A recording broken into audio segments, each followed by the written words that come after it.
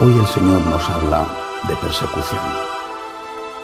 Soy español y con un evangelio como este no puedo dejar de pensar en la terrible persecución que los socialistas y los comunistas desataron contra la Iglesia en mi país, primero en el año 34, breve, y después sobre todo en el año 1936. Tantos miles de muertos entre sacerdotes, religiosos, religiosas y muchísimos más entre laicos solo por el hecho de ser católicos.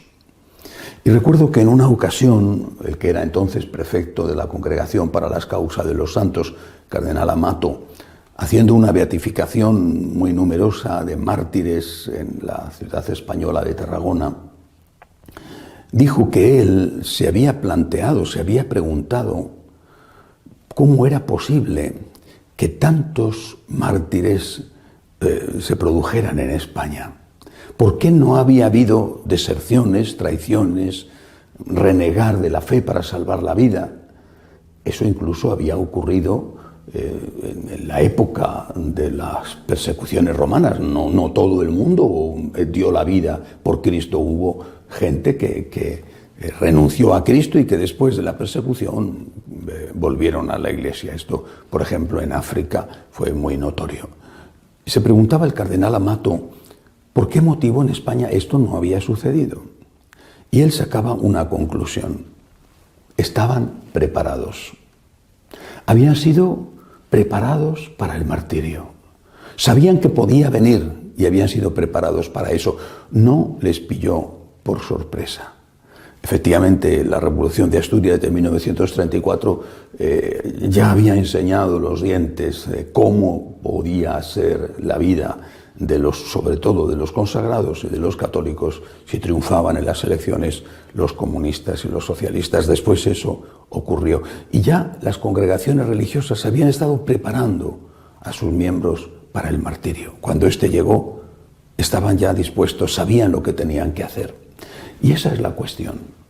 ¿Estamos nosotros preparados para el martirio? No digo para el martirio de la sangre, decapitación, cámara de gas, electrocución. Eso ocurre, y si no, basta con ver lo que pasa en los países fundamentalistas islámicos. Me refiero para ese otro martirio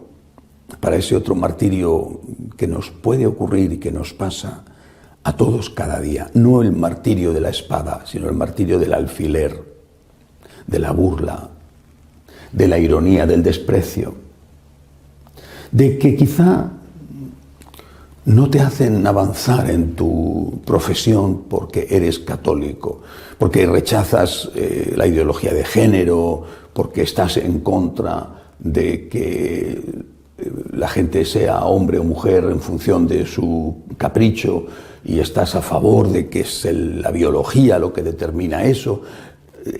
Persecución. Recientemente, lo decía un cardenal, estamos ante la persecución del progresismo, decía. La dictadura del progresismo, que es continuación y consecuencia de la dictadura del relativismo. ¿Estamos preparados para eso? Algunos, desde luego, sí, y lo están haciendo muy bien. Y quizá no lleguen a la categoría de mártires porque no les harán derramar su sangre, pero pierden su empleo o no progresan en él o simplemente son ridiculizados, burlados. Pero la mayoría tiene miedo a confesar su fe y las consecuencias de su fe, como son las normas morales.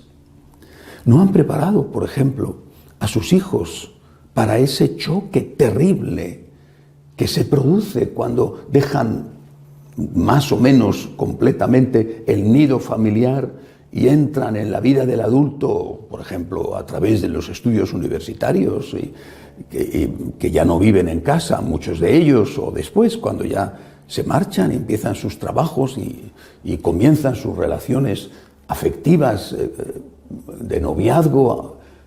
No les han preparado, no les han advertido que van a ser ridiculizados, burlados. Aunque esa burla y esa persecución empieza muchas veces ya en el instituto, cuando son todavía unos adolescentes, y habría que prepararles, por lo tanto, desde la primera adolescencia e incluso desde la infancia. Tenemos que estar preparados. Es a eso a lo que se refiere Jesús cuando dice: sed astutos como las serpientes. Estad preparados. El Señor quiere que nos preparemos para el martirio. Repito, el de la espada o el del alfiler.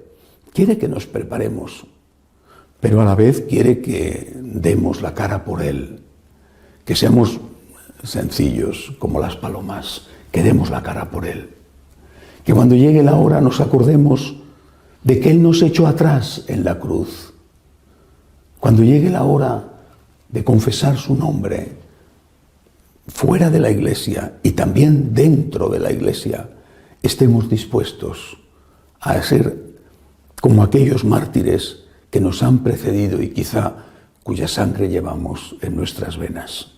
Dispuestos a dar la vida por Cristo si hiciera falta, por agradecimiento a Cristo que ha dado la vida por nosotros, siendo Él Dios, siendo Él nuestro Creador, se convirtió derramando su sangre en nuestro Redentor. Por agradecimiento a Él, pero a la vez preparándonos también por agradecimiento a Él. Preparándonos, estando dispuestos y después, si llega la hora, aceptar el alfiler o la espada. Y ayudando a los demás, sobre todo aquellos con los que tenemos alguna responsabilidad, ayudando a los demás a que también estén preparados. Que así sea.